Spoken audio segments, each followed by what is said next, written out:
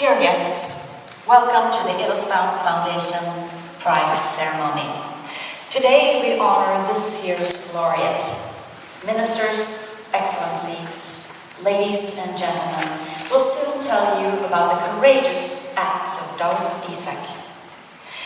Today is important as we celebrate civic courage in defending human rights. We are here to award the Edelstam Prize, a prize established to honor individuals who have made outstanding contributions and showed exceptional courage. My name is Edelstam.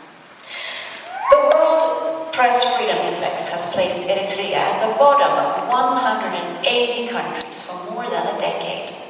And the Committee to Protect Journalists say it's the most censored country in the world. Freedom of expression is fundamental to democracy and the rule of law, serving as a mechanism that allows individuals to voice opinions, debate policies, and hold leaders accountable. This right is not only about the freedom to speak, but is also about access to information and the ability to share it, a function that is essential for citizens to participate meaningfully in the democratic process. By enabling an informed and engaged public, freedom of expression promotes transparency and ensures that government power is exercised responsibly. We will now hear some words from Dr. Mohammed Abdelsalam Babike, United Nations Special Rapporteur on the situation of human rights in Eritrea.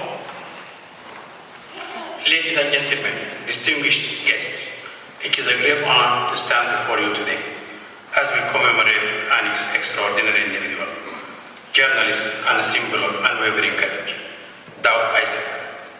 In 2001, Swedish-Eritrean journalist Dawit Isaak found himself at the heart of a struggle for press freedom and human rights.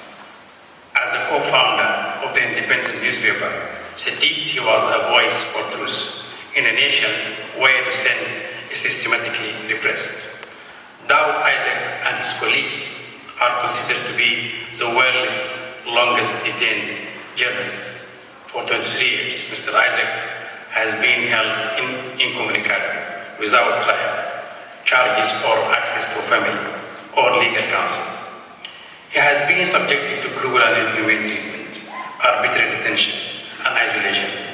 His whereabouts remain unknown, and there is no clear information about his state of health condition. For years, his family has been left in the dark. Despite international outcry, his case remains unresolved. His fate remains uncertain, and yet, despite the silence that surrounds him, he continues to inspire the Eritrean people to envision a future where all Eritreans can live with dignity, freedom, and human rights. We are reminded today that there are still many others who remain in prison, many others whose stories are unknown, and many others who face persecution simply for expressing their opinion, thoughts, and beliefs.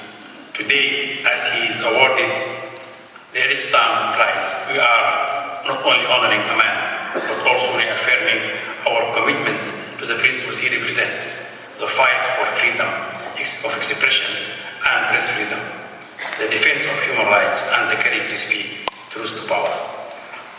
As we reflect on the significance of this award, let us also reflect on the responsibility we bear to act, to speak up, and to never forget those who continue to suffer in silence. We honor Dawit Isaak today, but our work is far from done. We must continue to call for his freedom and the freedom of all journalists, all activists, and all people who are imprisoned for daring to speak the truth. Mr. Isaac's courage has inspired many around the world. His spirit endures in the struggle for freedom of expression, for human dignity, and for justice. Today, we stand in solidarity with him, with his family, and with all those who are fighting for a better, freer world. I thank you.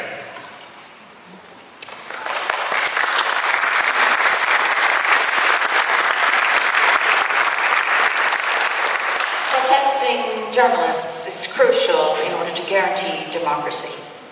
Journalists are often at the forefront of uncovering truths, challenging power, and giving voice to marginalized communities.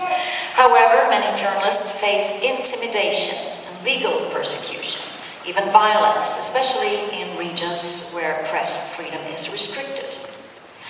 It can take a lot of courage to be a journalist. The Edelstam Prize is named after and awarded in the memory of Swedish diplomat Harald Edelstam. Ambassador Edelstam made his mark as a diplomat by his professional competence, his bravery, and his civic courage. His memorable acts saved more than 1,000 lives. I now welcome Märta, Emma, and Ian, great-grandchildren of Harald Edelstam. As a young diplomat, our great-grandfather, Harald Edelstam, worked in Nazi-occupied Norway. He functioned as a link between the Germans and the Norwegian resistance movement, Hjemmefronten, which came to call him the Black Pimpernel. He smuggled Jews to Sweden and protected them in his private home. The Gestapo finally understood his involvement, and after 2 murder attempts, he had to flee to Sweden. Later, he was a Swedish ambassador to Chile during the time of August Pinochet's military coup in 1973. After Allende was overthrown, my great-grandfather saved more than 1,000 lives by opening up the Swedish embassy, by saving the Cuban embassy from the junta's bullets, by endless negotiations with the military at the National Stadium, by using his intelligence. He also managed to save a whole group of 58 Tumpamaros from Uruguay prisoner at the concentration camp at the National Stadium in Santiago. Harald Edelstam's memory is still very much alive in the world. Throughout his life, Harald Edelstam continued to commit courageous acts. Let's watch a short film about his work in Chile. The narrator is Henrik Tambell, co-founder and former vice president of the Edelstam Foundation. Henrik was one of 2 Swedish citizens arrested in 1973 on the day of the coup d'etat in Chile.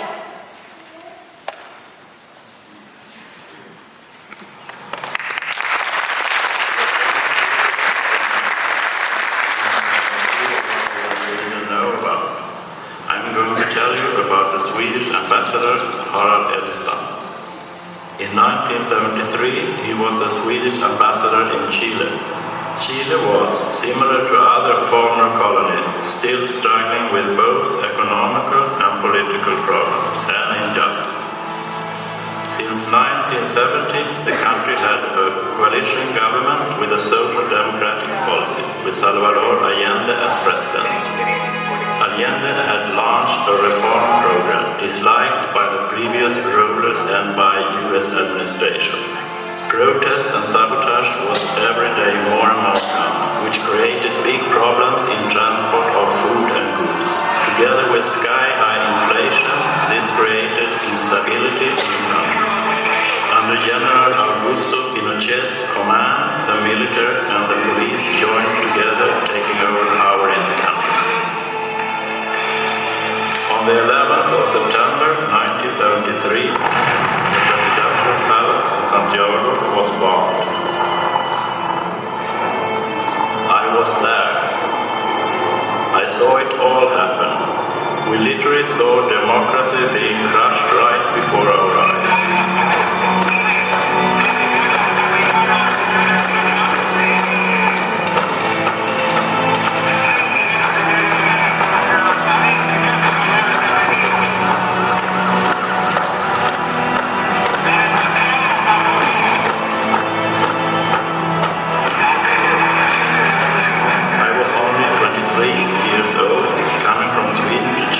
In order to learn about development assistance work.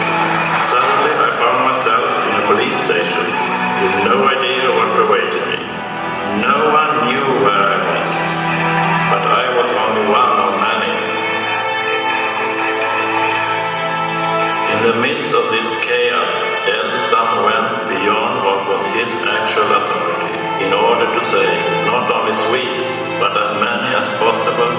politically persecuted Chileans and other Latin Americans who were located in the country. During the second night of imprisonment, I was moved from a police station to a small indoor stadium. I was forced to sleep on the floor in a corridor and witnessed the maltreatment of prisoners. An Argentine, my closest neighbor on the floor, was one day taken away by the military and later presented to us, dead with a bullet hole in his forehead, with a comment, "This is what happened to you terrorists." Many years after, I learned that the Argentine was only an ordinary tourist. After a few days more, I was moved to a large football stadium in Santiago, a national stadium, which had been converted into an enormous concentration and torture camp. I remained locked up there for several days without knowing what would happen to me. One day an officer came by and asked for me. "Your ambassador has been here. He's going to come and get you and drive you to the airport. You will be expelled from this country." The next day was horrifying. I was taken for interrogation, beaten up, and told that I was going to be executed. At that exact moment, the officer who earlier had talked to me about Edelstam came in and said, "This is my man," and took me back to my cell. Later that day, Edelstam came and got me out. But before I was allowed to leave the building, I was forced to sign a statement saying that I had been well treated. By way of using his position as a diplomat, and above all, through his courage, experience, cleverness, and self-evident will to help others, he succeeded to save the life of approximately 1,500 people. All this just in 3 months before he himself was declared persona non grata and expelled from the country. All the people that Edelstam saved, myself included, were lucky that there was an ambassador like Edelstam. For thousands of other politically persecuted people in Chile awaited torture camps, prisons, concentration camps, and brutal oppression that lasted 17 years. What Edelstam did was both dangerous and damaging to his career, but that didn't stop him from doing what he felt was the only right thing to do. To me, Harald Edelstam is a true hero.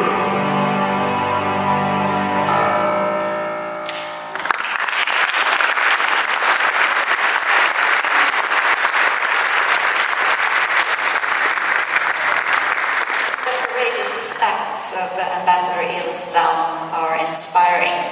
We'll now hear about another very courageous person, Mr. Dawit Isaak, and I welcome Caroline Edelstam, who is co-founder and president of the Edelstam Foundation, who will tell us more about this year's laureate. Our laureate, Dawit Isaak, continued his advocacy beyond his personal interest for the principles of human rights and democracy, with exceptional courage. His work led the government to harass and threaten him with continued interrogations and finally arrested him. Who is Dawit Isaak?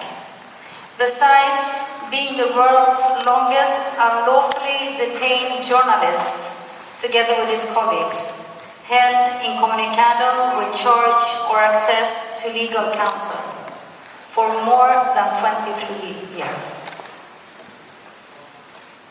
Dawit Isaak is a poet, he is a writer, he is an artist. He's from a well-educated background and raised in a family of 7 children. His mother, called Letai by her closest friends, was conducting secret schooling, teaching women to read and write in secret behind curtains in the living room. His mother was very concerned about the weak in society, and supported the poorest.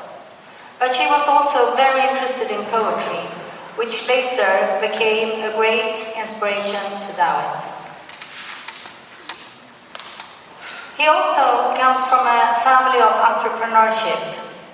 His father, Isaac, a worker, came to buy an Italian shop selling delicacies, Casa del Formaggio, the most known Italian shop in Asmara. Letai started a fabric producing the cheeses for the shop, and soon it became the most wide-known delicacy shop in the region. Dawit Isaak and his siblings went to a Swedish missionary school where they were taught Swedish, Italian, and Tigrinya. It was very important to his parents that all the children were offered a proper education. Already as a young boy, he had passion for history and literature, highly inspired by his mother.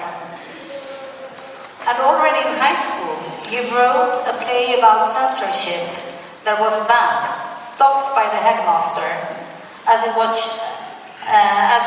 challenging the political status quo.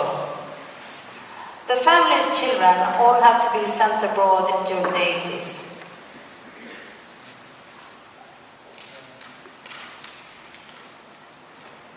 Dawit Isaak was in his early years deeply influenced by the social and political changes sweeping through Eritrea. At the age of 21, he fled to Sweden, escaping the Ethiopian conflict. However, his ties to Eritrea and his people remained strong. The reason he fled to Sweden was that he had references from his friends and other exiled Eritreans, and he admired Sweden's free society, the media, the free media, and people's ability to freely express their opinions without being punished about it. The birth of a new nation held the promise of freedom and self-determination for Eritreans, and Dawit Isaak traveled regularly between Sweden and Eritrea, believing that journalism could help strengthening Eritrea's emerging democratic ideals. In Eritrea, he met his wife, Sofia Berhane, who is here with us tonight. And they have 3 children. After Eritrea gained independence in 1993, Dawit Isaak, in spite of having received Swedish citizenship in the meantime, decided to return to Eritrea to rebuild his country. He became an editor of Setit, Eritrea's first independent newspaper, which criticized the government and advocated for human rights and democracy. Setit wrote about human rights, open and free elections, and was also criticizing the government for not providing free elections. In September 2001, the Eritrean government launched a brutal crackdown on dissidents, shutting down the independent media, and arrested journalists and political reformists. Dawit was arrested without trial, detained alongside with other journalists, and held incommunicado. 3 of them are still alive and still detained, together with Dawit Isaak. His detained colleagues are Seyun Sehai, we have his sister Jordanos here with us tonight, Temesgen Gebrezayas, and Emmanuel Asrat.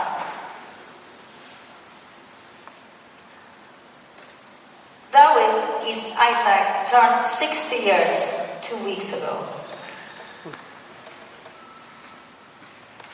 With us today, we have another very courageous journalist, Ms. Yirgalem Fisaha, who herself has spent 6 years in prison in Eritrea without charges.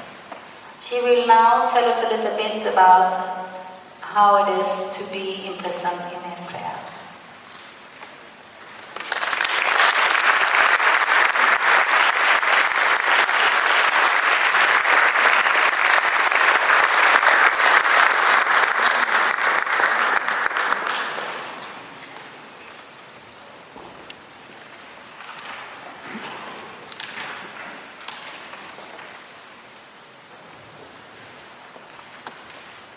I'm honored to be part of this ceremony, and I'm grateful to the Edelstam Foundation for the opportunity. 5 years ago, in September 2019, I had a chance to attend the Gothenburg Book Fair. It was to give a glimpse of my experience of what it's like to be a prisoner in my country, Eritrea.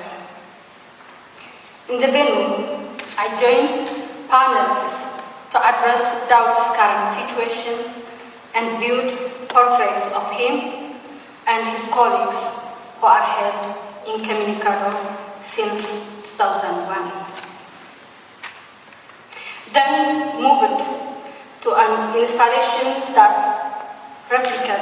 replicated Dawit's prison cell and an empty chair that represented his absence. On my return, I wrote my impression of the situation, titled Dawit, the Swedish guy, and my fellow Eritrean. I'm going to be reading a few lines from the text. As a series of images of my prison experience began to visit me, standing near Dawit's cell was so challenging. We also visited a space where Dawit and his colleagues were on display. These brothers, friends, and colleagues, who in reality are deprived of seeing each other, reassure and uplift one another in the dark abyss of their country, are now close together in the dignified manner in Sweden, represented by their pictures. And those of us who are not allowed to visit them in the unknown prison in Eritrea had the opportunity to visit them on the display. 5 years later now, there has nothing changed. I feel deep grief that we are in a situation where we cannot even know their whereabouts. As we gather today to honor and recognize the heavy price Dawit is paying for his human and professional rights, I invite each of you to take a moment to imagine how he might be doing and what he might be thinking at this very moment. In the meantime, let me share my prison experience, which was way better compared to the suffering Dawit and his colleagues have been and are going through. The military prison, Mysore, where I spent 6 years, and many other prisons in the country were shipping containers or small concrete cells. As we know, shipping containers are mainly made of steel. During cold weather, they change freezing, and during hot weather, they are informal. The cell is 4 square meters, almost bed size. If you are alone, you feel unmatched loneliness. If there are people, it gets unbearable. When the number of prisoners increase, 2, 3, maybe more, people will share such a tiny space for many years. These who forcibly disappeared prisoners were allowed to release themselves only twice a day.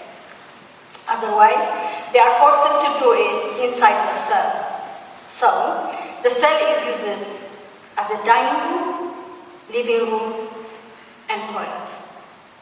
And this goes on for many, many years.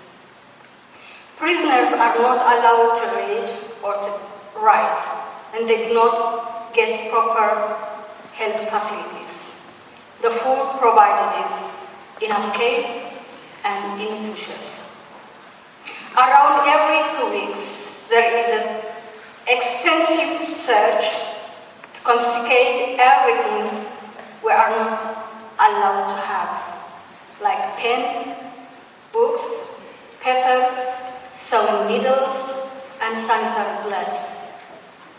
No matter how long they are in prison, they are not allowed to be visited by their family members and friends.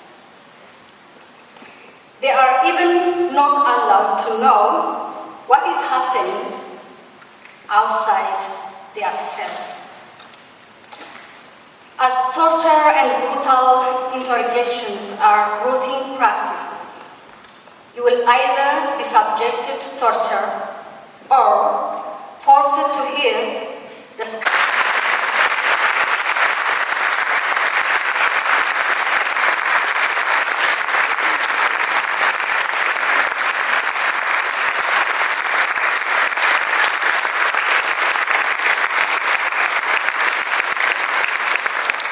Thank you, Yegalam. Hearing your story gives us an insight to what it might be for Dawit Isaak, and it makes it even more important to highlight his case.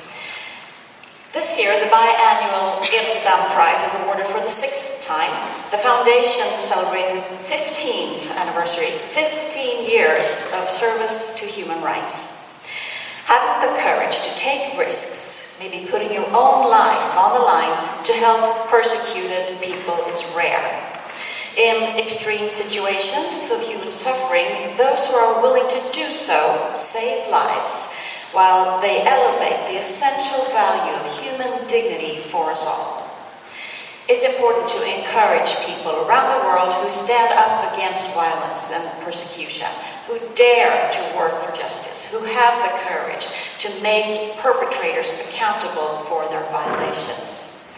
The Edelstam Prize was founded to encourage these individuals.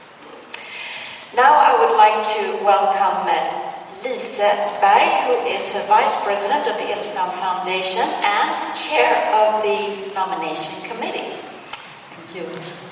What's the most important criteria when you choose a candidate?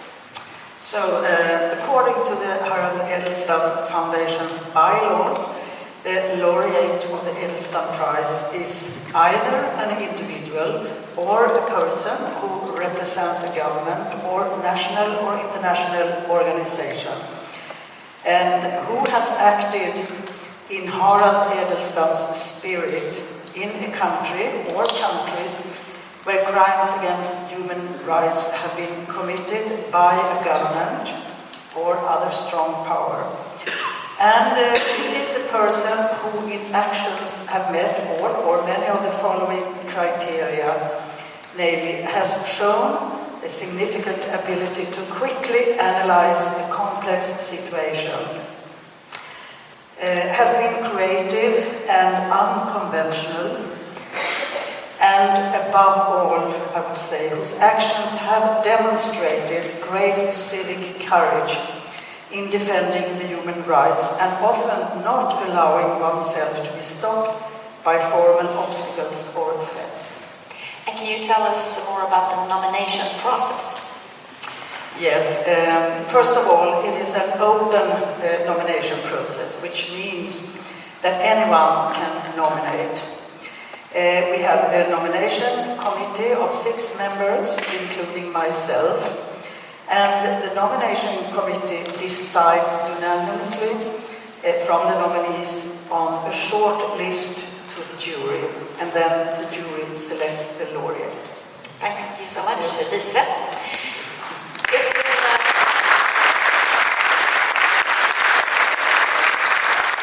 been 12 years since the first prize was awarded, so let's have a look at some of the previous laureates.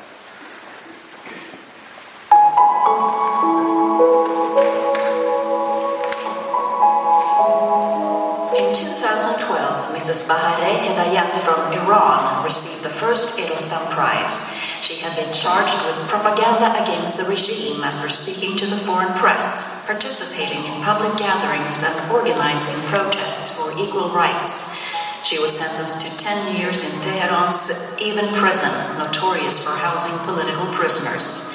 After receiving the Edelstam Prize, Amnesty International listed her as a prisoner of conscience, and she was released after 6 years. But she was imprisoned again in 2022 during the Masa Amini protests. Today, Mrs. Hedayat is currently on an exceptional temporary medical furlough.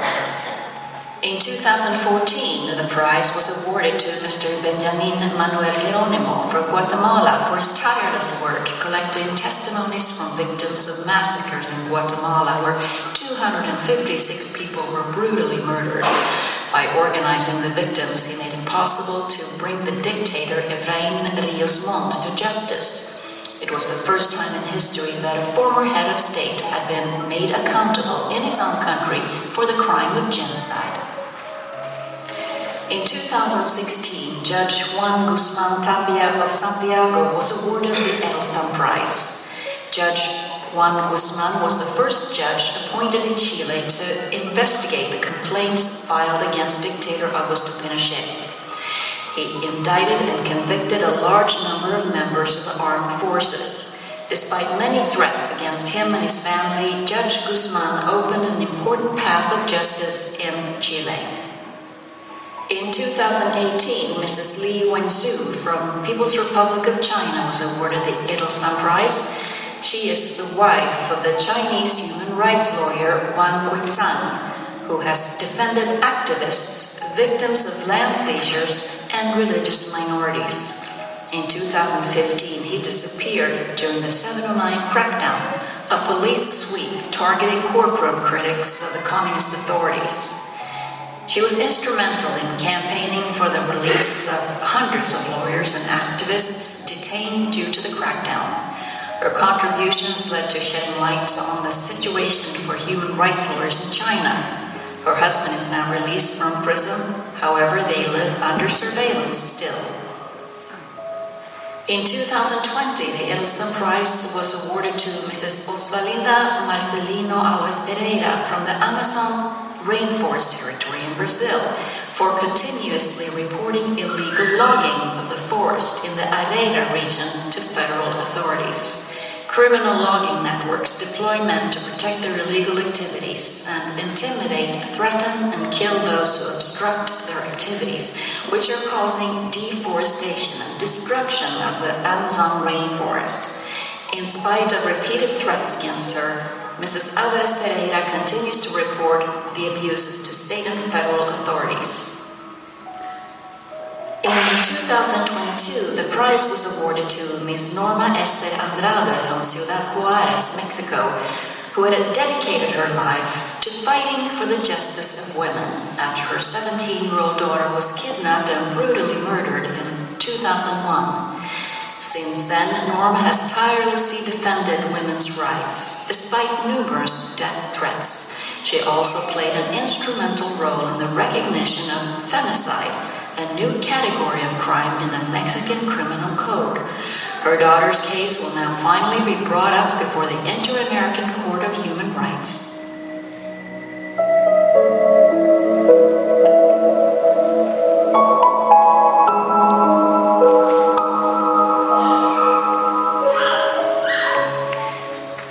Quite a collection of courageous people.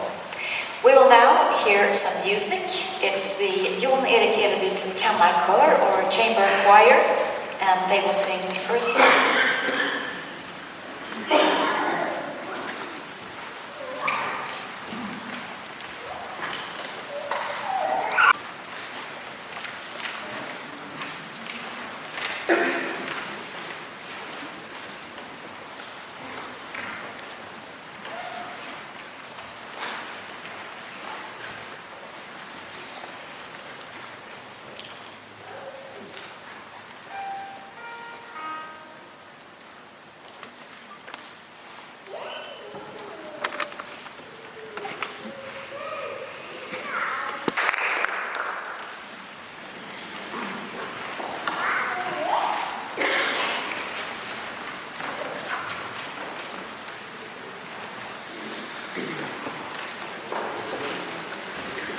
Thank you for that beautiful performance. It's time now to look at the jury who has selected this year's recipient. The prize jury consists of internationally highly prominent people with recognized experiences in the field of human rights. Members of the jury are appointed in their personal capacity and not as representatives of any organization. Members of the jury are Edelstam, Chair of the Edelstam Foundation, Judge Shirin Ebadi, Nobel Peace Prize winner in 2003, Professor Philip Alston, UN former Special Rapporteur Extreme Poverty Human Rights, Magistrate Patricia Linares Prieto, former President of the Special Jurisdiction for Peace in Colombia, Eileen Donahoe, Executive Director, Global Digital Policy Incubator at Stanford University, and former U.S. Ambassador to the UN Human Rights Council. Baltasar Garzón, who served on Spain's Central Criminal Court and is noted for indicting General Pinochet. Dr. Fatou Bensouda, former Chief Prosecutor of the International Criminal Court, ICC. Caroline, could you tell us more about the Dawit Isaak situation now, please? Yes.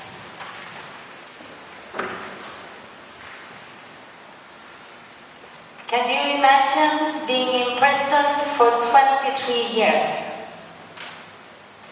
Can you imagine how day by day, month by month, year by year pass? Can you imagine to have the exceptional courage it takes to fight justice? There was a brutal crackdown in September 2001, launched by the Eritrean government on dissidents, shutting down independent media outlets and arresting journalists and political reformists. Dawit Isaak was arrested without a trial, detained alongside other journalists and held incommunicado. His arrest was part of a wider government purge, targeting those who challenged the state's authoritarian direction. Among them, the so-called G15, a group of influential political figures who had written an open letter calling for democratic reforms. This was also published in Setit. Dawit Isaak, all journalists, and the G15 group were subsequently branded as traitors and accused of being involved in an attempt coup d'etat. Can you imagine how you are imprisoned in September 2001, spending 4 years and 2 months in prison? And all of a sudden you're set free, thrown out on the street. Today, the 19th of November, is an important date.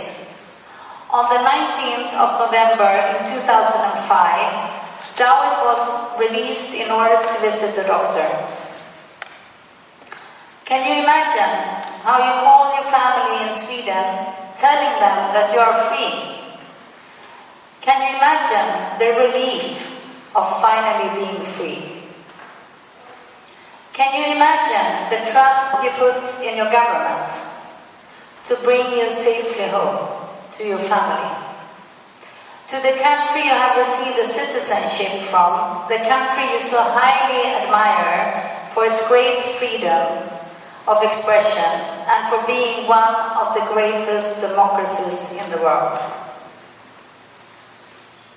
Can you imagine the disappointment when you are arbitrarily arrested again 2 days later?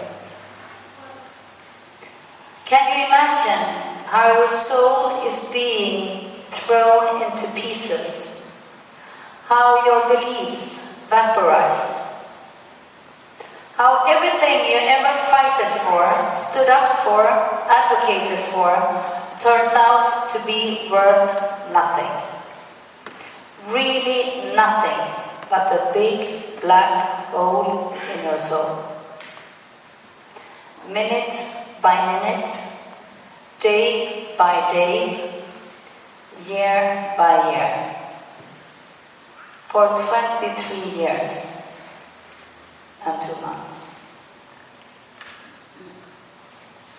Being exposed to beating, interrogations, torture, having extremely poor health conditions, waiting for a visit.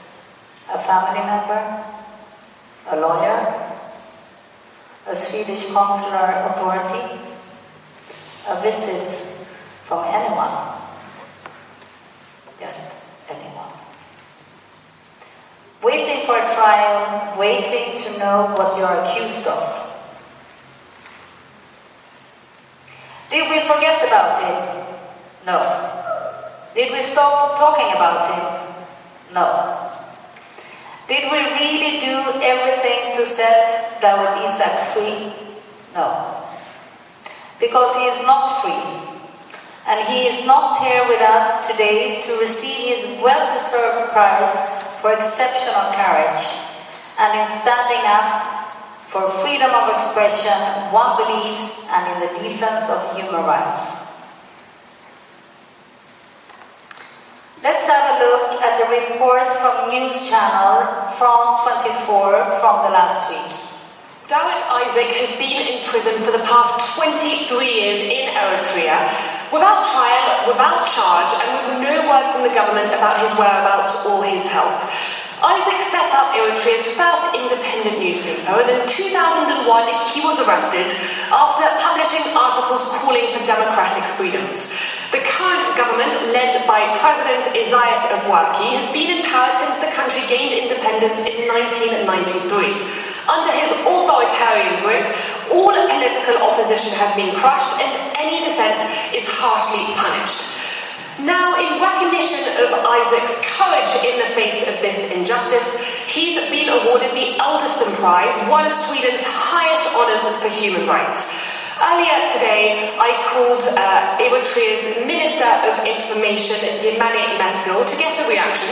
He told me that this is an old story, that the country has been very clear on its policies before telling me to stop wasting his time, and then he abruptly hung up. Meanwhile, international organisations like Reporters Without Borders have said that they remain mobilised until Isaak is released from prison. The award will be handed over to Isaac's daughter in Stockholm on November the 19th.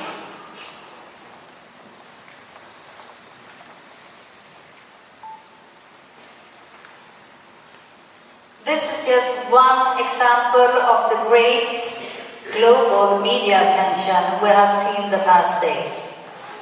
It shows the power of and the support of the international community. Democratic countries should put pressure on the perpetrator, in this case Eritrea, which is essential and could have noticeable effect. Enforced disappearances and persecution of journalists are grave human rights violations.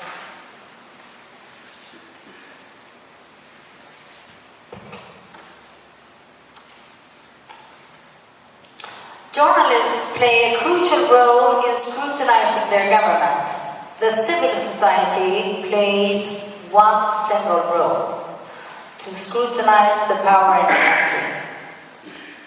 However, It is quite impossible if a country imprisons its journalist, who is then to actually scrutinize.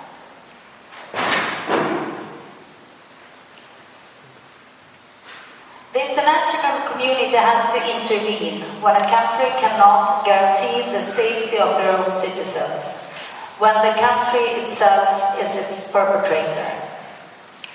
We have to find ways to enforce national and international law and promote accountability for serious abuses of human rights.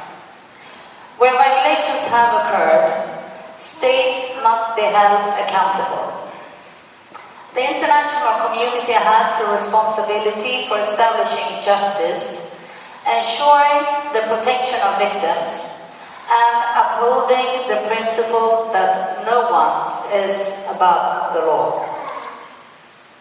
We will now hear from Mr. Goran Sundmes, who is the president of PEN International.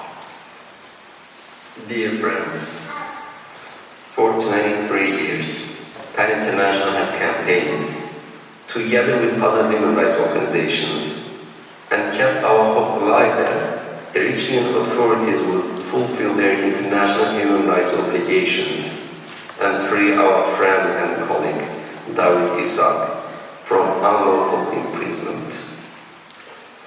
To our horror, Eritrean authorities continue to respond with silence, impunity, and gaslighting regional and global voices calling for Dawit's freedom. PEN International identifies with the formal opinion adopted on 28 March 2023 by the United Nations Working Group on Arbitrary Detention, which concluded that Dawit Isaak was detained without legal basis and that this detention is in retaliation for his peaceful exercise of freedom of expression without free trial and on discriminatory grounds. You know that old saying, hell is not where you suffer, it is where no one hears you suffer. We hear the voices of Dawit and his colleagues, despite all this distance. We continue to hear them despite all these passing years. We add our voices to theirs, and we all say together, we will never forget until Dawit and his friends are free. We will keep calling for their unconditional release and for redress for the injustices they have suffered. On this occasion of celebrating Dawit Isaak recognition as the Edelstam Prize Laureate 2024, I join you in honoring and remembering Dawit's courage in the defense of freedom of expression. My best wishes to you all in solidarity.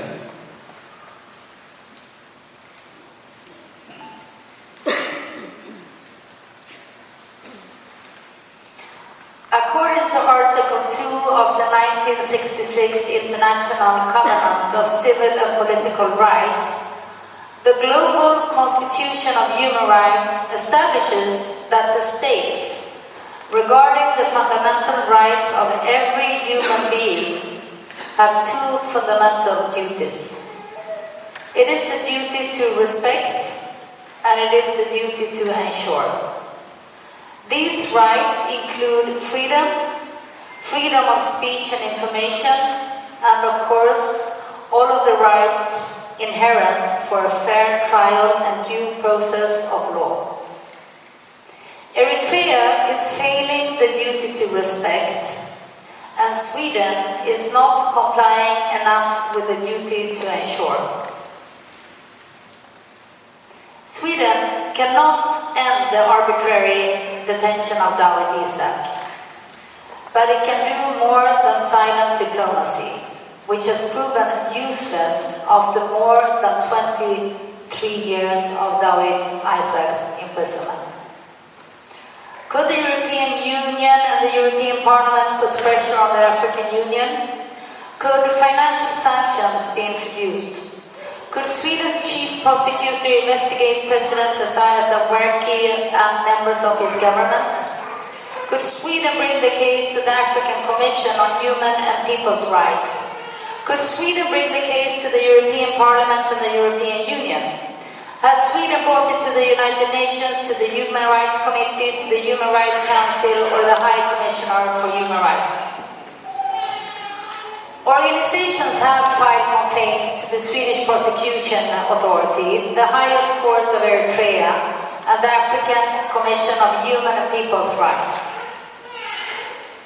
Maybe it's time to change strategy, especially when we have seen this enormous support in the past days of the international community. Could we actively look for support from other countries to put pressure on Eritrea? Sweden has other political hostages abroad. Mr. Ahmad Reza Jalali, imprisoned in Iran since 2016, awaiting a death sentence. Mr. Gui Minhai, detained in China and forced to admit a crime he did not commit, with their governments failing them and leaving them alone in their fight. Mr. Ahmad Reza Jalali's wife, Vida, is here with us tonight, honoring us with her presence. And I would like to read a short greeting from Ms. Angela Guy, Mr. Gui Minhai's daughter, who couldn't be here with us today. Quote, "The number of political prisoners across the world is difficult to estimate, but according to the US State Department, over 1 million of people are in prison for having exercised their fundamental rights and freedoms. An unknown but likely growing number of them are Swedes. Dawit Isaak is not the only Swedish citizen who has spent the longest time in prison on political grounds, but also the longest imprisoned journalist in the world. The Edelstam Prize makes an important contribution to ensuring that Dawit's work to promote press freedom is not forgotten.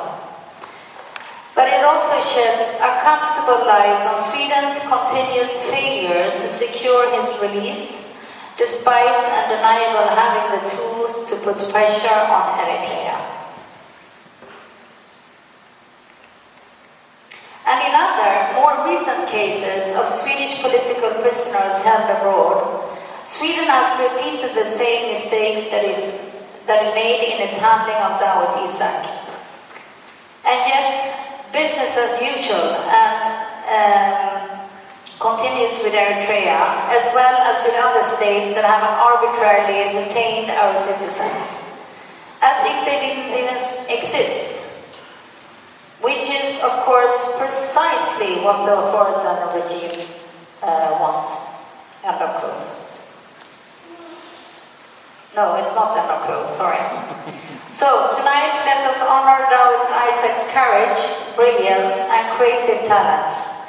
But let's also make sure we remember that a different path for Dawit and for Sweden was and still is possible. Dear friends, my name is Dawit Isaak. I'm the Director General at Reporters Without Borders, the international press freedom organization. Harald Edelstam, as a Swedish diplomat, was supposed. Alright.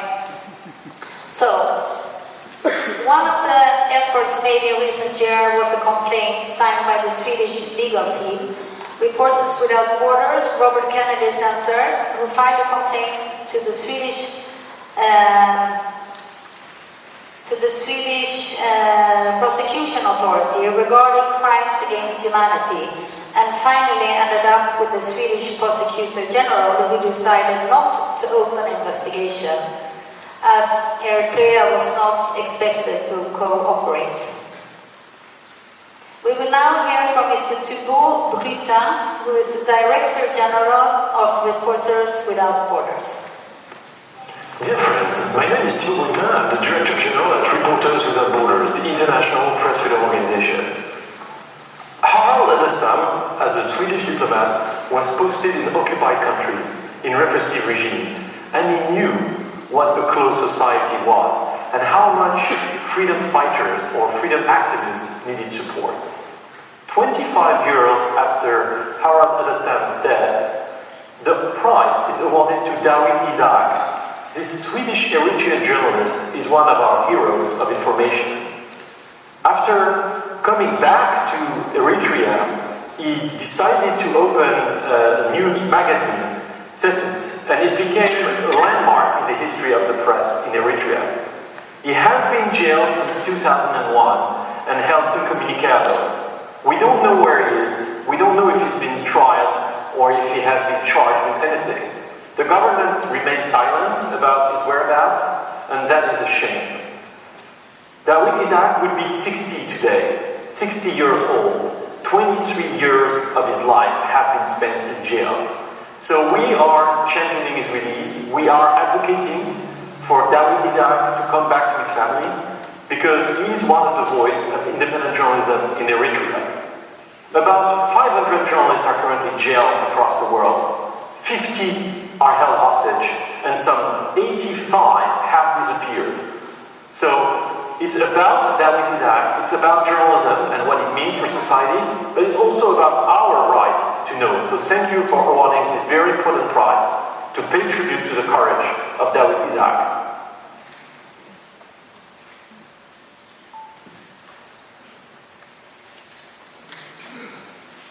In 2020, a new complaint was filed aimed to pressure the Swedish judicial authorities into arresting those responsible for Isaac's fate if they enter Sweden, and, if necessary, issuing international warrants for their arrest with the aim of trying them in Sweden. The complaint was signed, among many, by several international prominent human rights lawyers, including Irving Butler, former Minister of Justice and Attorney General of Canada, Antoine Bernard, lawyer and senior advisor for international litigation at the Reporters Without Borders, David Matas, Canadian human rights lawyer, Navi Pillay, former judge of the High Court of South Africa, former president of the International Criminal Tribunal for Rwanda, and former judge of the International Criminal Court and former UN High Commissioner for Human Rights. Pansy Flakula, former chairperson of the African Commission. Berman Docke, criminal defense and human rights lawyer and member of the Human Rights Committee of the German Federal Bar. Judge Shirin Ebadi, Nobel Peace Prize laureate, and Philip Sands, former president of the English Pen and expert in international law. This year, in September, Reporters Without Borders made a fourth notification to the Swedish Prosecution Authority about crimes against humanity by Eritrean leaders, including President Isaias Afwerki, against imprisoned Dawit Isaak. The notification was made together with the Swedish legal team, consisting of Percy Brandt and Jesus Alcala. Today, we were reached by the news that Sweden's chief prosecutor said they will not pursue their suspicion of crimes against humanity in this case. Isn't that an irony? The same day that Dawit Isaak is awarded the Edelstam Prize. The Eritrean regime must be applauding. Tick, tock, tick, tock, tick, tock.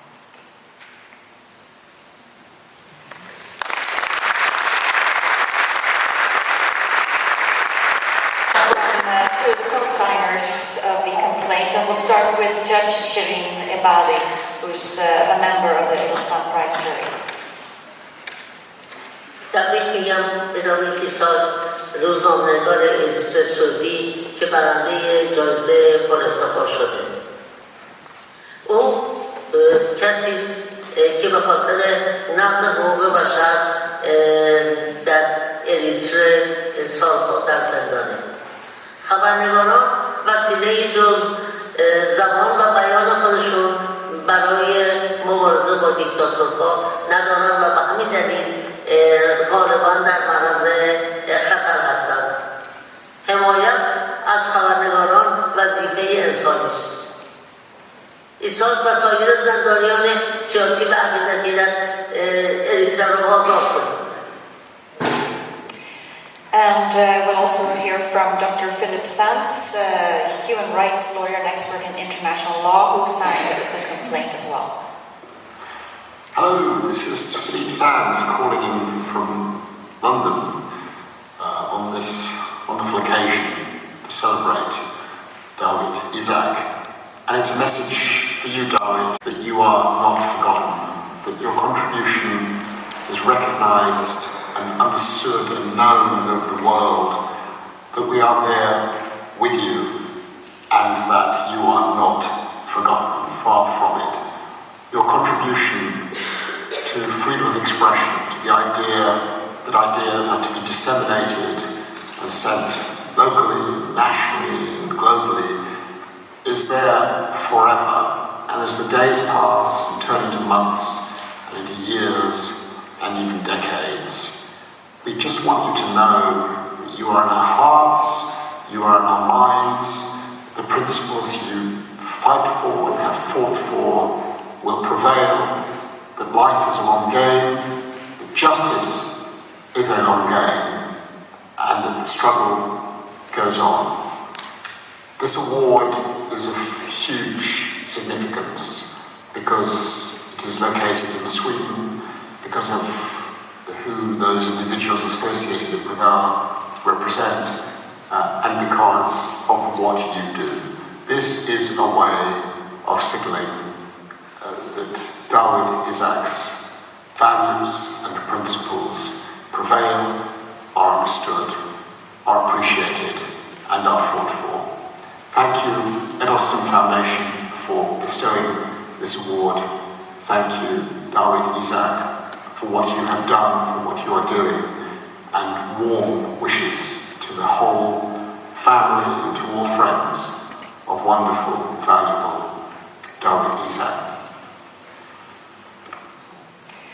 Time keeps ticking. Caroline, please explain how the jury came to choose this year's laureate, Dawit Isaak. Thank you. I will read the motivation. So, Dawit Isaak is an Eritrean Swedish citizen. He was born in Eritrea under Ethiopian occupation and developed a passion for history and literature inspired by his mother. In high school, he wrote a play about censorship that was banned for challenging the political status quo in the country. At the age of 21, he fled to Sweden seeking safety during Eritrea's liberation war and was received as a refugee. The reason that he fled to Sweden was that he had references from other Eritreans in exile and that he admired Sweden's free society, media, and people's ability to freely express their opinions without being punished for it. After Eritrea gained independence in 1993, Dawit Isaak, in spite of having received Swedish citizenship in the meantime, decided to return to Eritrea to help to rebuild his country. He became an editor of Setit, Eritrea's first independent newspaper, which criticized the government and advocated for human rights and democracy. His work led the government to harass and threaten him with continued interrogations. However, he continued his advocacy beyond his personal interest for the principles of human rights and democracy. He did not give up, and for being a courageous journalist, daring to publish open letters calling for democratic reform in Setit, He ended up being arbitrarily arrested in 2001. He was held incommunicado without trial and denied access to family, consular assistance, and the right to legal counsel, effectively enforced disappearance. During a crackdown where 10 other independent journalists were arrested in September 2001, together with 11 reformists. Politicians, members of the Eritrean President Isaias Afwerki's government, known as the G15, urging the government to hold open elections and implement a newly drafted constitution. Dawit Isaak went on writing about human rights, open and free elections, and criticizing the government for not providing free elections. He has continued to influence the Eritrean people to care about their fundamental rights. Today, Dawit Isaak is still in unlawful detention and is considered to be the world's longest continuously detained journalist. He has been held in prison since 2001 without a trial. He has not been charged with a crime, and he has not been permitted to talk to his lawyer. Amnesty International has listed Dawit Isaak as a prisoner of conscience. The Edelstam Foundation calls on the international community to act, since the Eritrean and Swedish governments are failing to protect their own citizens. Mr. Dawit Isaak, in a humanitarian, security, and human rights perspective, and are not fulfilling their obligations under international law. Further, the Edelstam Foundation respectfully asks the authorities of the state of Eritrea to free Dawit Isaak, together with the other still imprisoned journalists and members of the G15, and in any case, to immediately reveal Dawit Isaak's whereabouts and to respect, without delay, his right to be visited and assisted by a lawyer and by Swedish consular authorities. At this point, we would have liked to welcome Dawit Isaak here, but as he can't be here, his daughter, Betna Isaak, will accept the prize on his behalf. Betna Isaak is welcome up on stage.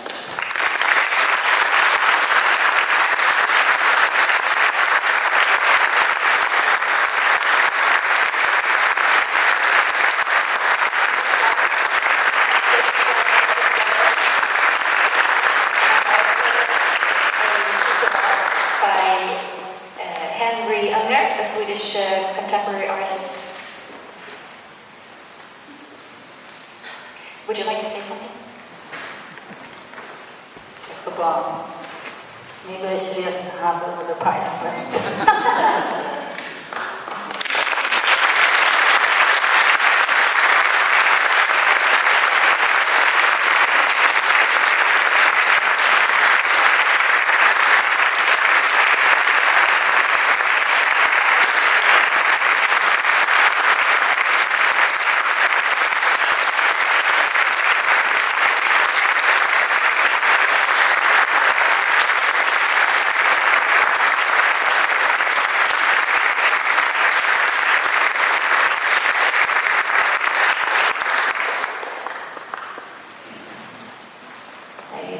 To you, Ms. Isaak.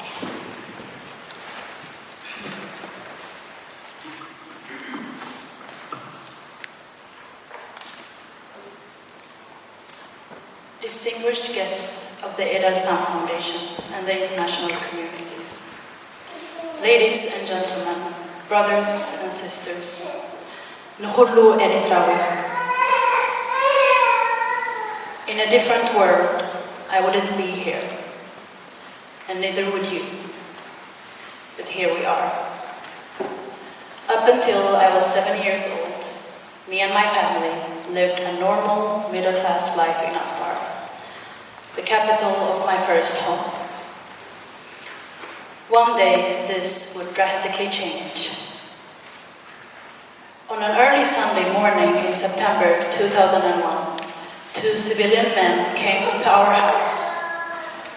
2 men dressed in the same color. 2 men who sat in the red car who followed us home the day before. They knocked on our door and I opened, naively hoping it was one of my friends. Realizing it wasn't my friend, my mom quickly came to greet them.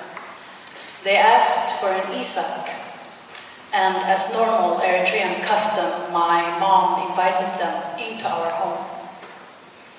While my father was getting ready to meet them, they quietly admired our garden and the bookshelves surrounding our living room. A moment later, we ate together. They ate from the cheese my grandfather had made nice small talk, laughed and enjoyed breakfast until one of them changed his tone. His voice became authoritative. He stood up, looked at my father and said, "Dawit, nechid. Dawit, we have to go." My father hugged us and told us, "I will be back soon." Through the key opening, I saw how they handcuffed him and ordered him to look down. That sight, that image is forever etched into my mind. As a child, you might not have the capacity to express every feeling, but you sure feel it. Sometimes a life like this feels surreal.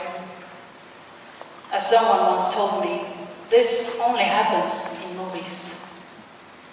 But as time goes, you learn to live with it, breathe through it, you normalize it, but you never accept it. That Sunday morning, those 2 men took my father away and changed my life forever. It's been 23 years since, and a life has gone by. I've lived in different cities, I've traveled, I've graduated, and I've even become a mother. But who is my father, Dawit Isaak, you may wonder. For me, he is my first love and my first teacher. He taught me how to read and write. No question I asked was neglected or seemed too hard to answer. One day, while eating our melted gelatos, we walked past an old mosque, and I asked my father what kind of building that was. After a few minutes, we were in the mosque and got a tour. Another time, I got to skip school because I wanted to go to work where the adults went. My father took me with him, and I was fascinated. There were other nerds doing nerdy things. They were reading, writing, talking on the phone, talking to each other, occasionally smoking, and doing it all over again. As you can imagine, I quickly got bored. Before my father became a parent, he was a writer, a poet, an immigrant, a student. He was a young man in a new continent. He came to Sweden in the 1980s, fleeing Africa's longest civil war. In 1991, Eritrea got its independence, and my father went back to be a part of a new, young, and free nation. As many Eritreans like him, he had hope of a strong nation who respected democracy, rule of law, freedom of speech, and human rights. He and his colleagues started Setit, the first independent newspaper in Eritrea, and it soon became the biggest newspaper, influencing people to demand basic human rights. Setit wrote about the importance of creating your own identity as a human, rather than taking one that's given to you by your family, your religion, your ethnic background, or your gender. They wrote about the right to own land, the right to education. They wrote about the shortage of water and how hunger affected people on the lowlands. They also wrote about how discrimination and stigmatization affected those living with HIV/AIDS, and how this further spread the infection. Most importantly, Satit gave the voiceless a voice. Eritreans who'd never been heard before because they were poor, uneducated, or had an ethnic background that was looked down upon. Satit wrote about the everyday life of Eritreans and scanned the Eritrean society, including the ruling party. Under the 5 years that Satit existed, the journalists were under constant threats. Many of them were interrogated, sometimes for days. But they still stayed true to their readers and the ethics of journalism. Authoritarian regimes like the Eritrean seize journalism and journalists who dare to defy the status quo as enemies. And hear me when I say this, they always start with the journalists. When they arrested the journalists, they also cleared the Eritrean society of poets, writers, artists, and scholars. They created several lies, framing them to an old idea of a nation that never existed outside of their own imagination. They tell themselves and the Eritrean people about an enemy that's always present. They tell you about vigilance and that we need our teenagers to do a military service, for some lasting for decades. They tell you stories about your friends, your aunt, your sister, cousin, father, or brother, those who fled, that they were traitors and that they deserved their destiny by dying in the Mediterranean Sea, by dying in the hands of human traffickers. They tell you about their authority and how it's God-given. If you dare to question it, you're questioning God, and your punishment will be of biblical measures. In her book, Kingdom of Lies, Stacia Stark writes, how do you control a population? You keep the people poor and uneducated, tell them the same lie for centuries, and tie that lie to religion. Those people will believe you even when the truth is dancing naked in front of them. In a different world, we wouldn't have to be here, but here we are. This fight, this prize, is not only about freeing those imprisoned. It's not only about my father Dawit and the hope of a democratic process in Eritrea. It's also about courage. And I just know that the late Mr. Harald Edelstam must be smiling. His legacy is not only living by thousands of people going in his footsteps. It's thriving because of his courageous granddaughter, Caroline Edelstam, and the Edelstam Foundation. This prize is also about remembrance, to not forget those who stand for the freedoms and rights most of us here take for granted. It's about speaking truth into existence and saying their names. Siyum Sahaya, Dawit Mikael, Johannes Joshua Sahaya, Amanuel Asrat, Mariana Soltova, Ludmilla Shekina, Gu Minhai, Mohammed Oxygen, Aslan Gurbanov, Meskerem Habera, Andrei Famin, Katarina Andreva, Roman Ivanov, Stanis Mujakera, Hatis Duman, Dawit Kabede Araya, Mustafa Gök, Nilufar Hamedi, Kingsley Nyoka, Elahe Mohammedi, Mohammed Abu Zaid, Jimmy Lai, Sai Taike, Ivan Farano, Dan Kang Yang, Jose Ruben Zamora, Ahmadreza Jalali, Victor Tikai, Ahmed Birsing, Hamid Mahamdi, Thomas Alan Gambo, Sandra Mahaza, Dawit Isaak.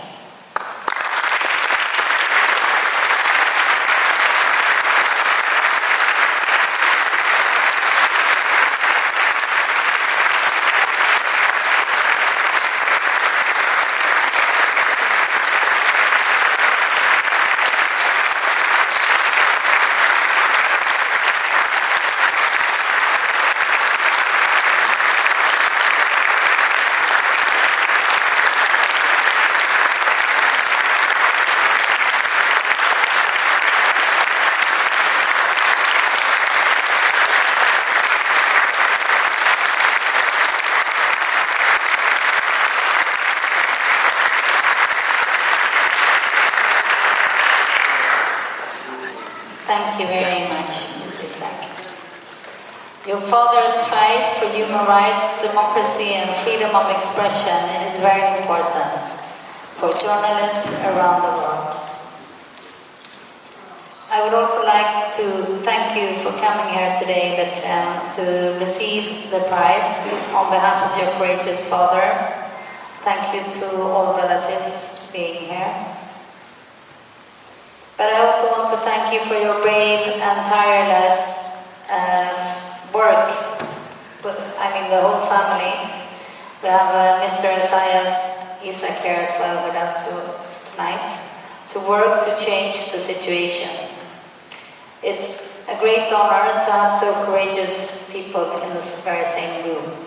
There are very many organizations, individuals who have been working for Mr. Dawit Isaak for many years, tirelessly trying to change the situation.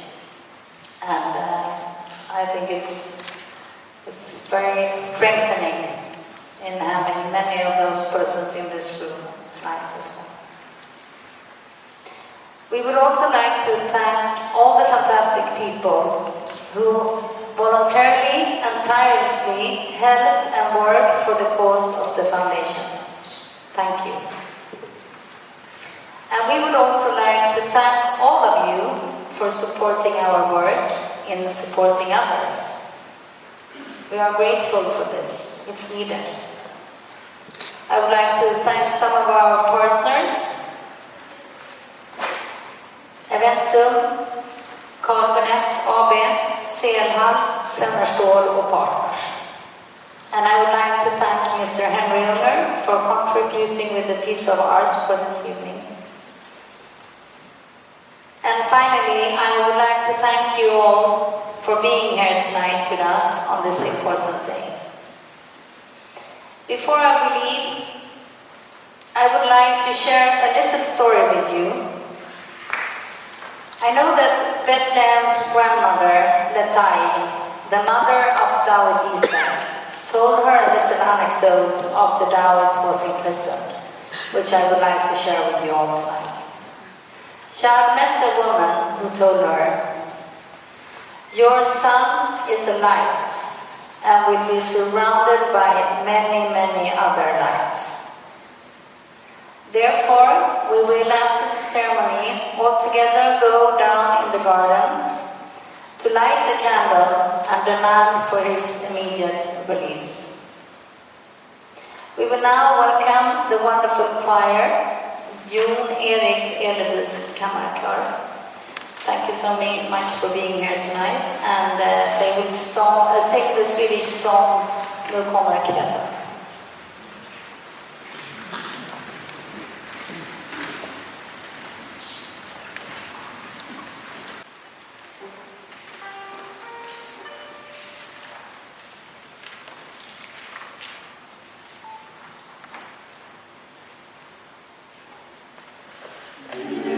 Oh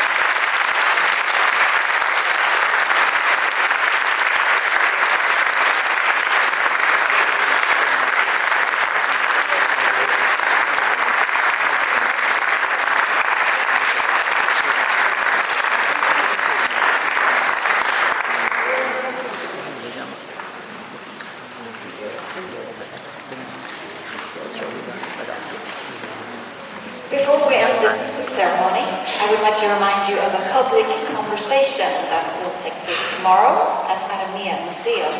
There will be more information about this downstairs. Now let's all go down together and light a candle for Dawit Isaak, honoring the light of Dawit Isaak.